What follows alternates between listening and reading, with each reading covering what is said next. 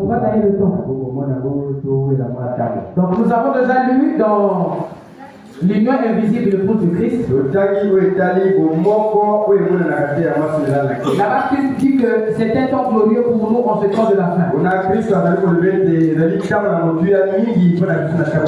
Et dans l'union invisible, dans le résumé des âges, là où vous avez dit, le Seigneur est en train de dire là-bas que l'épouse aussi a ce même ministère. Tout ce qui a été destiné pour nous, nous le faisons. Afin que nous devenions nous aussi la parole faite. Pour que nous repartions en Éden, il faudra que nous puissions nous doter, qu'on puisse nous doter des mêmes caractéristiques qui étaient dans Christ. Afin que nous soyons à son image et à sa ressemblance.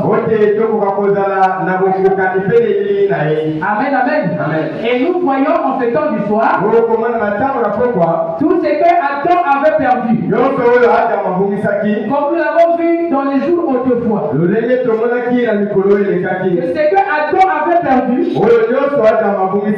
Christ nous restitue cela. Et quand il restitue, il rassemble tout cela, cette puissance, afin que nous puissions retourner en Éden, afin que nous puissions vivre comme Adam, nous puissions parler comme Adam. Non pas qu'il n'y a qu'une seule Adam aujourd'hui, il y a maintenant des Adam restaurés. Parce que Dieu nous donne cette puissance et cette autorité. Adam pouvait parler à la nature. Et la nature l'obéissait. Adam pouvait gronder, avoir de l'autorité. Et la nature l'obéissait. Il y avait quelque chose en lui qui faisait que la nature puisse le reconnaître. Et après la chute, nous voyons que cette chose-là l'a quitté. Quand la chose-là a quitté Adam, Adam est devenu une personne vagabonde. Il a perdu la chose essentielle. Et Dieu nous dit dans Joël 2:28, il doit restaurer tout ce qui a été perdu. Tout ce que le gelé, la sauterelle a dévoré, il nous restitue cela. Afin de le mettre à l'épouse de Christ, cette parole glorieuse. Et que nous soyons à la stature parfaite d'un homme. Alors, je vais droit dans mon sujet. La parole parlée est la semence originelle.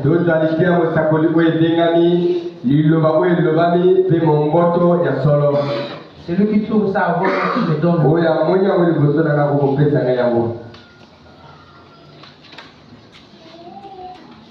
La parole parlée est la semence originelle, paragraphe 420.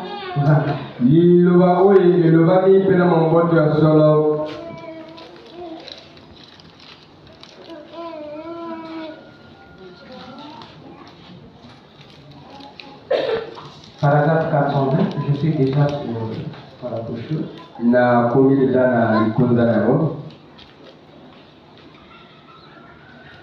Ok, remarquez, quelle harmonie. Jésus ne faisait jamais rien qu'il l'ait d'abord vu faire au Père, ou qui de lui ait d'abord été montré par le Père. L'harmonie entre Dieu et Christ. Voyez-vous, Jean 5:19, il en sera de même de l'épouse. Et il lui montre sa parole de vie. C'est lui qui la montre. Et elle la reçoit. Elle n'en doute rien. Elle n'en doute jamais. Rien ne peut le nuire. La mort, en effet, si la semence est mise en terre, l'eau la ramène à la vie. Et là, j'ai mis un gros alléluia. Vous avez mis un petit alléluia. Madame a dit un gros alléluia. Il dit, voici le secret. Ça c'est pour vous. La parole est dans l'épouse. Ainsi que la pensée de Christ. Afin de savoir ce qu'il veut qu'on fasse de la parole. Et elle le fait en son nom. La parole est où? La parole est dans l'épouse. Et si la parole est dans l'épouse, vous êtes alors des atomes restaurés. Parce que pour repartir en Éden, il faudrait que vous soyez comme Adam l'était en Éden. Vous devez devenir la parole. Et elle le fait en son nom. Elle a l'ainsi dit le Seigneur. L'épouse a l'ainsi dit le Seigneur. Ensuite, la parole étant fécondée, alors le Saint-Esprit l'arrose. Jusqu'à ce qu'elle soit arrivée à sa pleine croissance. Et qu'elle ait accompli son but. Il faut uniquement sa volonté. Amen, oui, je crois ça. Personne ne peut les convaincre de faire autre chose. Ils ont l'ainsi dit le Seigneur. Tel que vous êtes là, vous avez l'ainsi dit le Seigneur. Nous avons lu notre madame dit que ne crains point petit tout. Il dit que ma toute puissance est à vous. Vous allez prononcer la parole. Et moi je vais l'accomplir. Avant avait prononcé la parole, cela s'accomplit. Et quand vous avez la parole de Dieu en vous, et quand on épouse, vous avez l'ainsi dit le Seigneur. Vous parlez et la chose se réalise. Il a dit à Moïse, pourquoi tu cries à moi? Donné la chose. Amen. Vous avez l'ainsi dit le Seigneur. Ou alors il reste tranquille. Alors ils feront les œuvres de Dieu. Ils n'ont plus rien. Il dit pour l'épouse. Il dit pour toi ce matin. Vous ferez les œuvres de Dieu. Car c'est lui-même en eux qui continue à accomplir sa parole. Christ lui-même en vous continue à accomplir sa parole. Comme il l'avait mené à terme son épouse à l'époque. Toute chose. Quand il était ici, il n'a pas du tout mené à terme quand il était ici. Oh, frère, voilà dit la vérité. Quand Christ était sur la terre, il n'avait pas tout accompli. Il n'avait pas amené tout à terre. Quand il était ici sur la terre, car ce n'était pas encore le moment. Christ n'est pas venu révéler les sept jours. Ce n'était pas encore le moment. Il n'est pas venu révéler les sept jours. Ce n'était pas encore le moment. Il n'est même pas venu apporter le Saint-Esprit. Ce n'était pas encore le moment.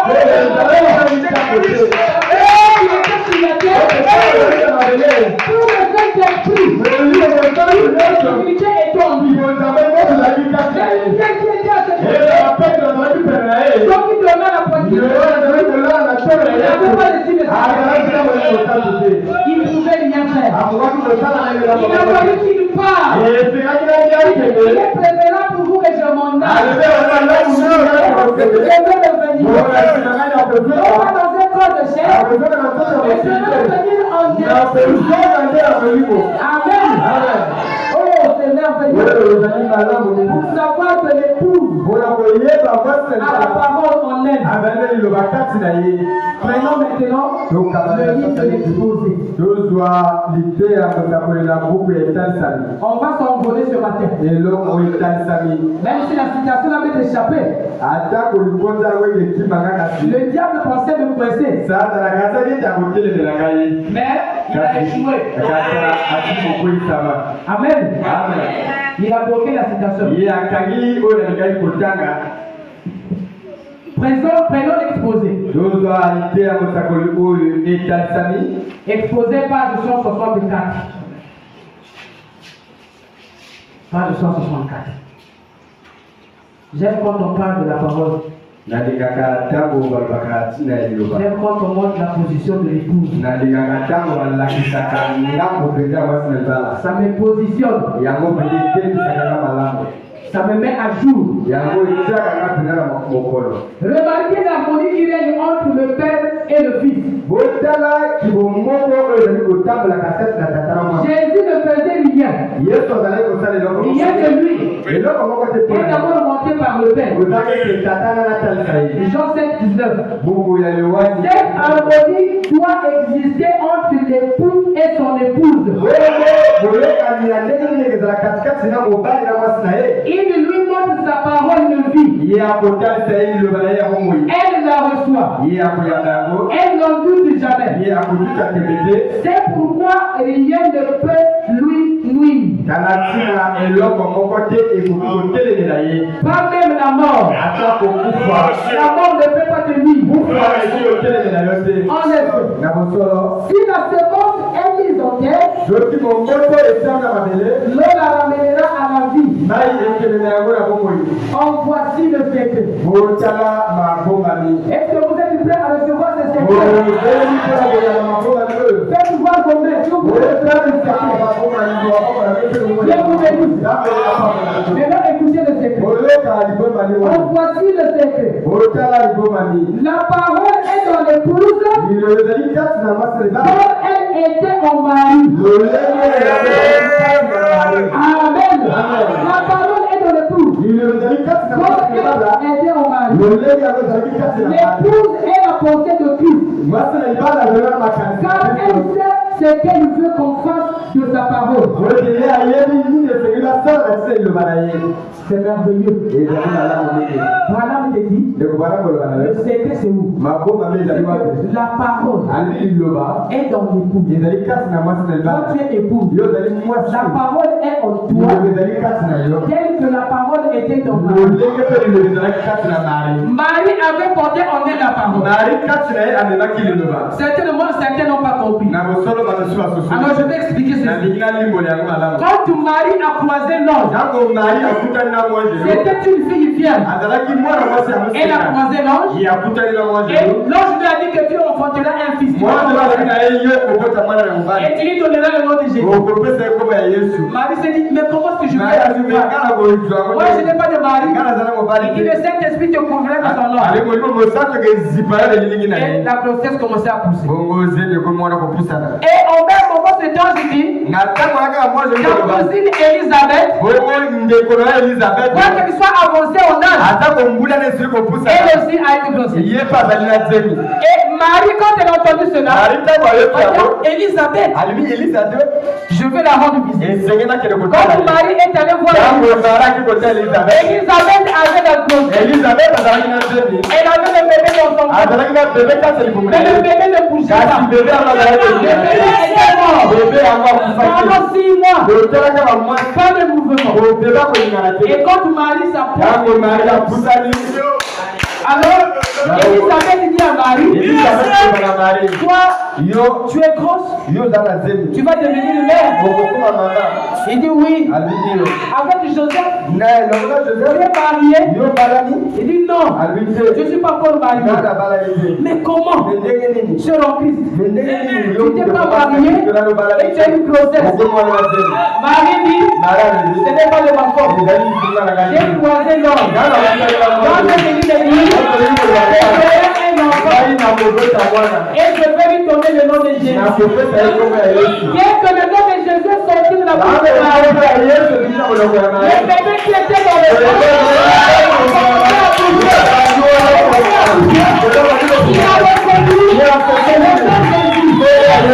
Alléluia. Et quand Marie arrive, il y avait d'abord la salutation. Shalom. Amen. Et Marie a transmis la vie. Alléluia. Marie a donné la vie.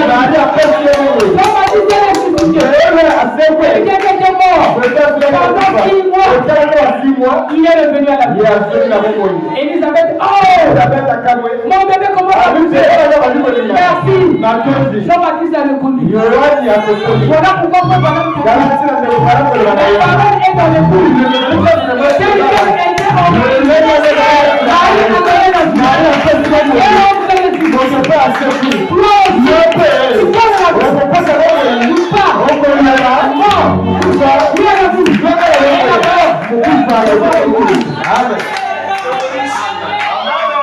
Vous voyez là où on nous amène. C'est pour ça que Adam était pour moi déjà ça me suffit. De savoir que la parole qui est en moi, c'est la même parole qui était dans moi. Marie a donné la vie. Toi aussi tu donnes la vie. Le monde se meurt.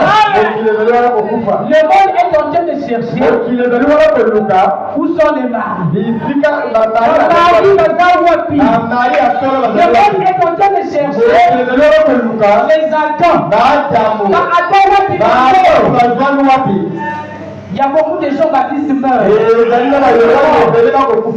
Mais où sont les maris? Ils peuvent transmettre la vie à un homme mort. Lisons d'abord l'écoute.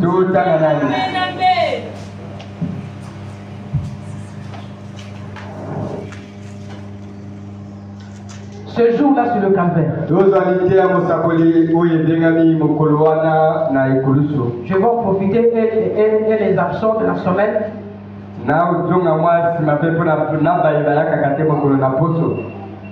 Ce jour-là sur le calvaire, par exemple 129. Tu dois transmettre la vie. Ça a été dédié pour toi. Maintenant, remarquez les œuvres les plus grandes. C'était d'avoir la puissance dans l'église. C'est merveilleux. La puissance dans l'église. Non seulement de guérir les malades par la prière, de chasser les démons par la prière, mais de transmettre la vie éternelle aux croyants. Le Saint-Esprit allait venir et serait remis dans les mains de l'Église pour transmettre la vie. Ici, on n'a pas dit pour transmettre la mort, mais pour transmettre la vie. C'est ça que le calvaire a signifié. Il a pris possession d'hommes et de femmes avilistes, dégradés et les a élevés jusqu'à cette position. Toi, tu étais un homme négligé. Personne ne pouvait compter sur toi. Et tu viens, il te donne la famille. Il te donne la puissance et ton pouvoir. Et il t'a placé dans une position plus haute. Tu étais négligé. Personne ne pouvait te regarder. Oh, madame, raconte une histoire. Il y avait un homme qui était en train de vendre une guitare. Il vendait le violon. Et ce violon-là, c'était plein de poussière. Et il vendait cela. 1000 francs. 1000 francs. À un prix de pas. 1000 francs. Personne ne pouvait s'en occuper. Un jour, il avait toujours ce violon. Et le connaisseur qui connaissait bien jouer la guitare, il est passé par là. Il monte un peu le violon. Qu'est-ce qu'il a fait? Avant de jouer, alors on dit foutu.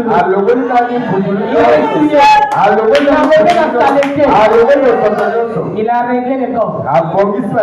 Il a commencé à jouer. Et quand il jouait, le vieux violon qui était négligé commençait à tirer les gens. Les gens qui passaient, quand ils ont écouté les gens, ils se sont approchés. Et il y avait l'harmonie. Il y avait de la joie. Alors le vieux violon qu'on vendait à 1000 francs.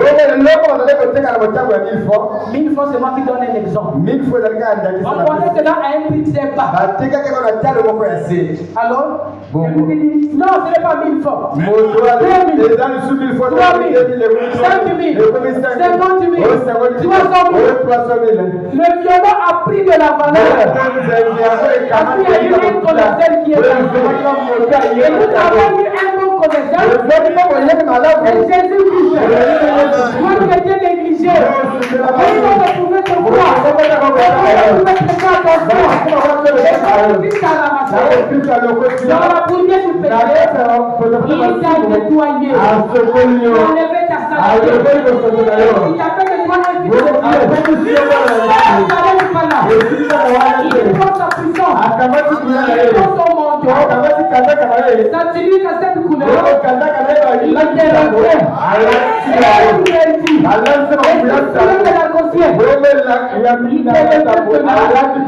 Et tu as maintenant de la valeur. Le démon qui ne te fouillait pas autrefois. Quand tu te vois, il dit, ça c'est lui qui a changé. Lindanda et Komina Kido. C'est ce que Christ a fait de toi. Et les a élevés jusqu'à cette position. D'être des fils et des filles de Dieu. De guérir le malade. Et de transmettre la vie éternelle. En donnant le Saint-Esprit à des croyants obéissants. Des hommes qui étaient autrefois incroyants deviennent des croyants et transmettent la vie spirituelle éternelle. Amen. Est-ce que vous suivez? Prenons la révélation de Jésus-Christ.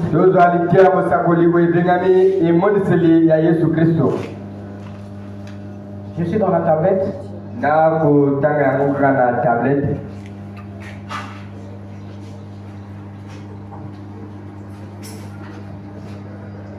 La révélation de Jésus-Christ. Paragraphe 129.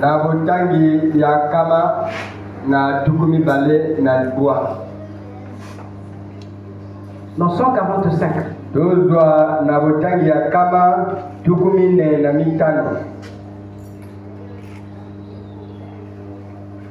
Quand arrive le temps où Dieu, par le Saint-Esprit, révèle Christ de nouveau dans l'église avec la puissance et des démonstrations de guérison des malades, accomplissant les signes dont il avait dit qu'il accomplirait aux croyants. Alors Satan se retourne dans son lit. Il réagit. Avant ça, le nombre d'églises auxquelles vous adhérez, Satan, ça lui est égal. Ça lui est bien égal. Mais quand Christ vous révèle qu'il est le Fils de Dieu, et que les œuvres qu'il a faites, vous les faites aussi, pas d'autres œuvres, mais les mêmes œuvres. Il dit, c'est lui qui croit en moi. Jean 14, 7. C'est lui qui croit en moi. 14, 12. Fera aussi les œuvres que je fais. Fera les mêmes œuvres. Et de plus grande que celui-ci. Vous dites amen. Et de plus grande que celle-ci. En effet, Christ ne pouvait pas prêcher le baptême du Saint-Esprit. Car ça serait plus grand. Le baptême du Saint-Esprit serait plus grand à cette époque-là. Il ne pouvait pas le leur apporter. Parce que le Saint-Esprit n'avait pas été encore donné. Et quand Jésus est venu et qu'il a sacrifié sa vie et que le Saint-Esprit est revenu, alors ils ont pu transmettre la vie éternelle aux gens. C'est ça ce qui est plus grand. Le baptême du Saint-Esprit. Mais les signes, les prodiges, Jésus a dit clairement dans Marc 7, allez par tout le monde et prêchez l'évangile à toute la création. Jusqu'où? Par tout le monde. À quoi? À toute la création. Aussi longtemps que l'évangile sera prêché, ces signes accompagneront ceux qui auront cru. Et quand cela devient une révélation, frère, alors vous êtes près du royaume. Sur cette pierre, je bâtirai mon église. Et les portes du séjour des morts ne prévaudront point contre eux. Amen. Pourquoi criez pas? Paragraphe 40.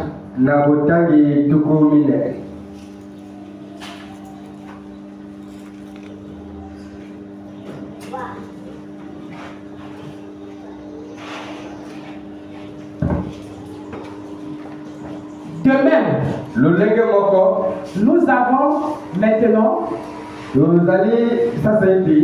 comme me l'a demandé un homme il y a quelques instants, ce qui en est de sa venue et de l'enlèvement. Nous savons que nous avons vécu tout le temps qui nous était attribué.